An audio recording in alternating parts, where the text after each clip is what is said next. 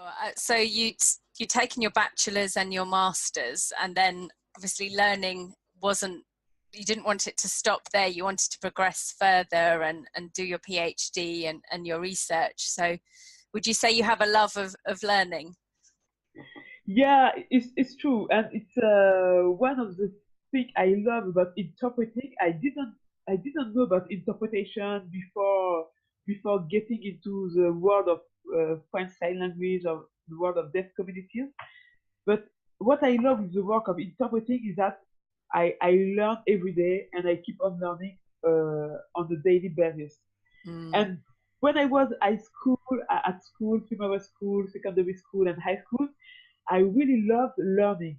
For me, school wasn't a problem. I love to have questions and to have answers. And so when I discovered linguistics, and I really loved linguistics, it was a world new field. So I didn't want to stop. So after my master, I started to work as an interpreter, and I really loved it. And also, I was part of the research team in Paris 8 University, and I undertook research about deaf translation, asking questions, trying to solve a problem or to answer questions.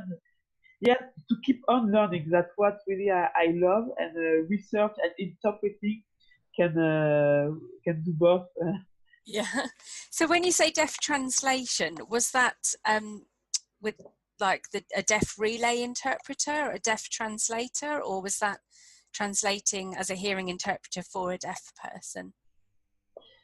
So actually, in France, we have a pattern that is really different from what is going on all over the world.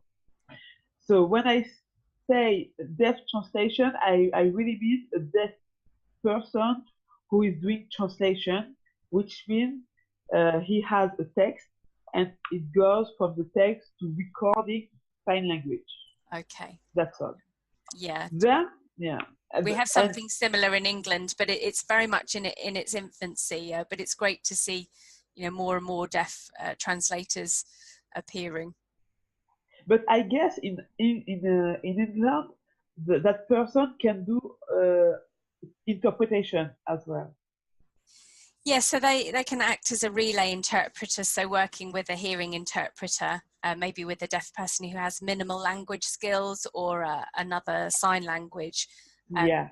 And they do some presentations. So the news is sometimes interpreted by a deaf person. So TV and recorded things for the internet. Yeah, so that in France, that work is a different one. We call intermediator. Okay. Yeah, and a deaf relay work with a deaf person who has minimal skills, or a foreigner deaf person. So it's a separate profession. Sure, I see. Yeah. That's really interesting. And I wrote an article about that. I could send it to you. Yeah, that would be great, because then we can put it in the online, the eSchool, so people can download that and have a look. That would be really helpful. Thank you.